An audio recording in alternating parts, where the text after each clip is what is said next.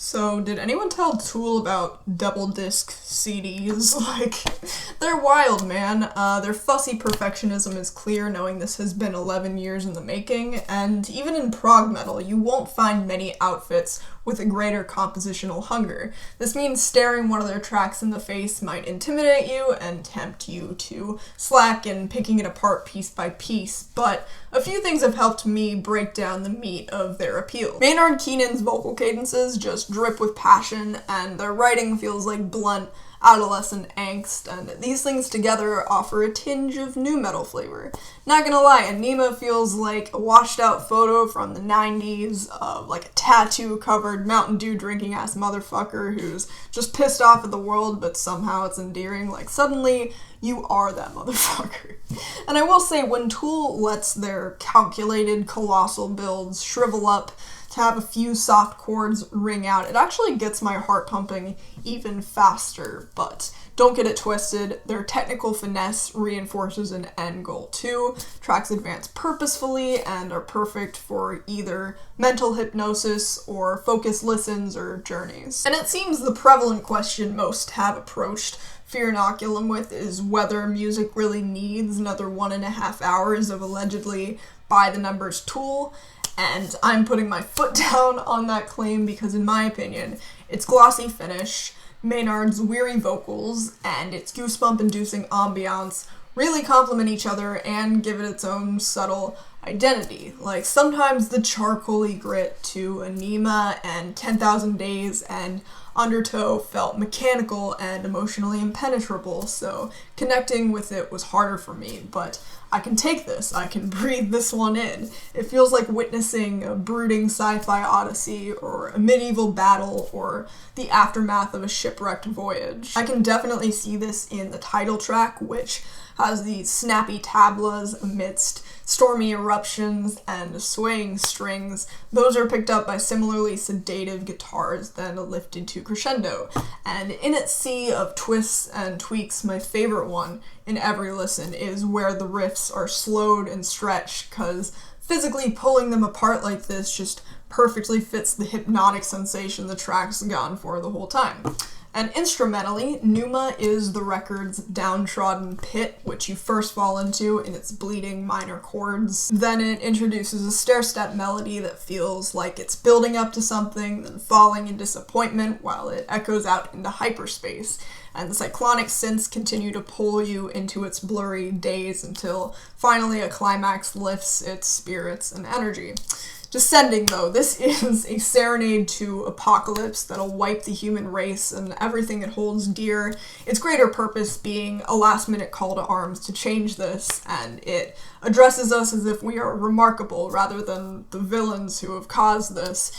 It's crushingly realistic and eloquently worded. At its beginning, the vocals emerge out of dim, icy oceanic drafts and are followed by a distantly called response while cymbals swell up. It builds suspensefully in the same way life is slowly inching towards this grand destruction. I would just cut the triple ending since it dampens the thrill when there's no consistent, satisfying conclusion. I really wish the synthetic tornadoes directly before all these detours just sucked you through to the end, but as it stands, it's just a bit lengthy. On the shorter end of the spectrum, the interludes are hit or miss. In general, Tool interludes never seem to know what the fuck they're doing. It's just in a full listen, they don't actively bother me since they stand out by default when sandwiched between tonally similar prog cuts. Mocking Beat is clamorous and screechy. It just feels drastically disconnected from Tempest for it being the ending.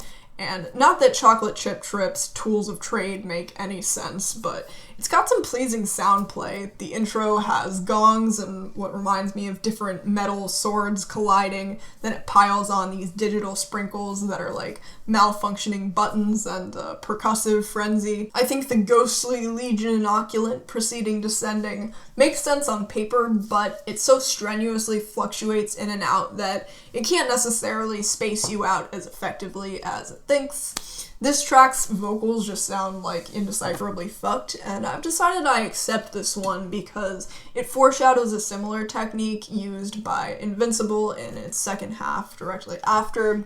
This track's whirling thrash appeal is kind of ruined by the fact the playing is a bit limp from a technical perspective, but what does connect me to it is the fact the lyrics are brave enough to reveal worry of dying off in relevance and ideas. It suggests that underneath this album's fluff and sparkle, they're not entirely sure of themselves in their artistic approach, or rather how they could change it to still suit their heart.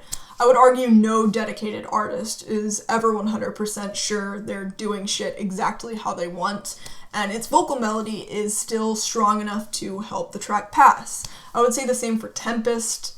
Its vocals are the most confidently bellowed on here and tie its wandering odysseys together naturally. So yes, this record's sequencing is sort of odd, and the length is pushing it a bit, but in my eye that still deserves that 7 because so many corners of it are so evocative.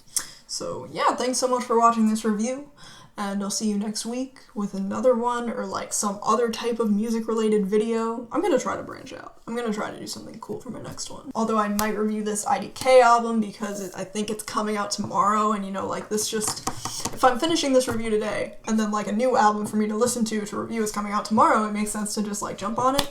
And I was very bad, you know, like why not? I kind of want to make a video about my environmental concerns, but I don't know, will that come next week? It'll hopefully come eventually, because I want to just put that on my channel in a legitimate, like, full video, but yeah, for now, it'll probably stay music related for a bit.